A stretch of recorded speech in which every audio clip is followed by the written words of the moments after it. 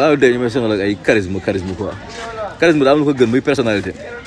Messi Adriano moo ko ëpp charisme Ibrahimovic moo ko ëpp charisme mais en matière de palmarès xoolal tegal parce que moo leen gën a professionnel moo leen ëpp fulla El Hadj Diouf moo ëpp charisme Sadio Mané tegal ku indi Coupe d'Afrique après seen carrière ku def ay réalisation El Hadj Diouf lan la réalisé malgré son charisme lu dul ay kii sélection waay saa bàyyi la waay chef d'état bu am charisme te boo demee sa pétrole doo ko défendre billahi ma teg fa am mongol bi défendre sama intérêt moo ma gënal charisme daa am lu ko ëpp doole mi personnalité voilà te let your work play for you loolu moo am solo say job nañu wax pour yow mais taxaw jantal te boo laaxatoo def affaire góor jigéen kay nga ñaaw te def affaire góor moo gën donc charisme personnalité moo ko ëpp solo fuuf Messi ngi nii amul benn charisme waaye 5 ballons d'or ku mën na def da nga la leen Sadio Mané El Hadj Diouf moo ko ëpp charisme